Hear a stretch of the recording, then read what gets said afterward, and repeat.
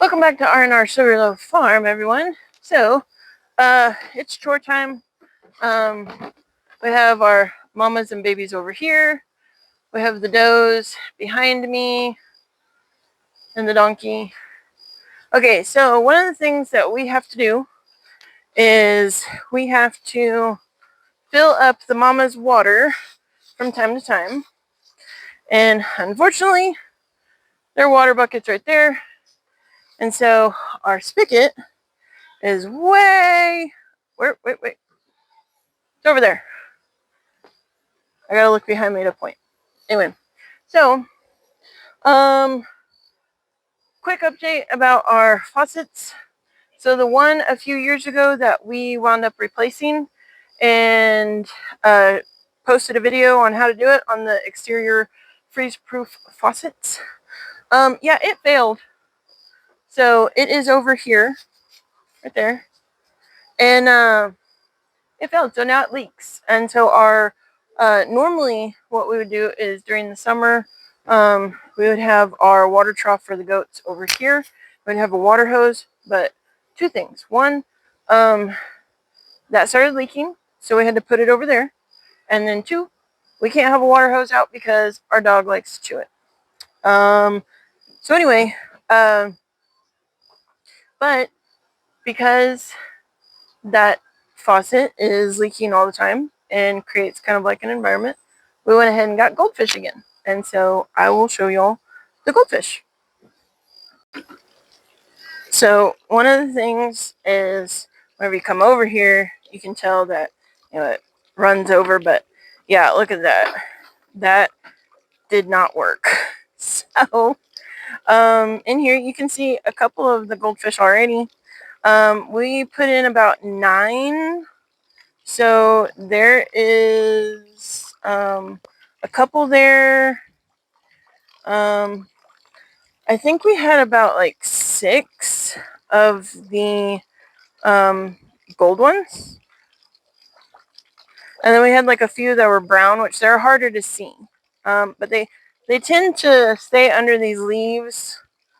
And then they'll come up.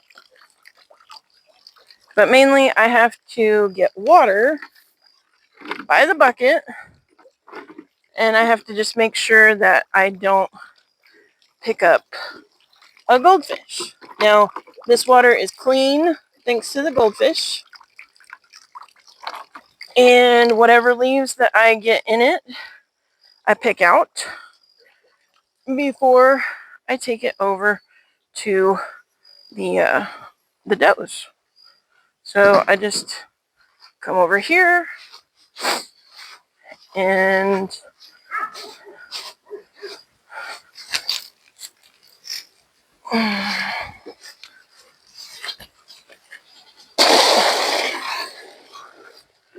I just pour it in like that. And then the little guys will come over and take a drink of water. Typically, the goats won't go for dirty water, and so we just have to fill this up every few days.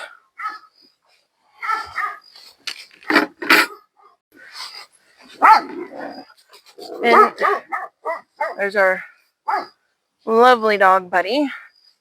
I secretly despise him. He's just annoying compared to our past Pyrenees. But anyway, so that's what we do. And then our toddler pen, where our keeper does are located with our lamb, they are kept up here, and then we water them a little bit differently. And their pen, Huckleberry is in right now for breeding purposes, and so they're in a temporary pen where we normally keep our lawnmower. So typically the goats don't go in this pen, but there's only so much space that we've got to utilize for whenever we're breeding goats. Okay, buddy, I'll let you out.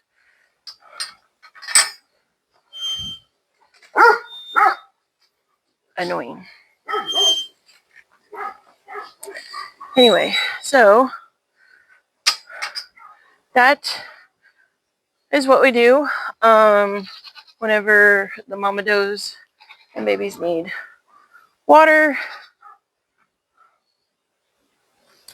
And then, and so we have the goldfish in the stock tank. And we did have a video a couple years ago on that whenever we had a bigger stock tank, whenever we had our cows over here. And so you can look back here. I'll link it. And, but yeah. And as far as the goldfish go, we typically, unless it becomes sub-zero temperatures to where the water is freezing, we typically don't have to feed them. There's enough algae created to where they hold their own. And then during the very cold part of winter, whenever the water does start to freeze, they stay in. Listen, buddy, you are interrupting my video. That's what he does all the time. But during, I swear, people, if you're, he will literally bark at someone who farted next door or something. I mean, he's constantly barking. So let me know if y'all's Great Pyrenees or your livestock guardian dogs, if they bark at everything, because our experience has been completely polar opposite, to where our last one would only bark at alarms or alarming necessaries, and then this one, he barks at everything. Okay, so goldfish. In the winter, whenever the water freezes, you don't have to get them out of the stock tank. They can stay in it. And that one, there's one running water that continuously flows, so that's not really a big issue for that setup. But you do need to feed them some sort of fish food whenever it gets below freezing temps for several days, so where they're not moving too well. They're not always bark, bark, bark. But anyway, okay, so I hope that y'all like the video, and we will catch y'all next time. Bye. This is why he's barking, because Lucky is in the neighbor's field. Oh, and by the way, yes, that used to be our hayfield. That will be a different video as well. But yeah, there she is. She won't come down here for probably about another 30 minutes.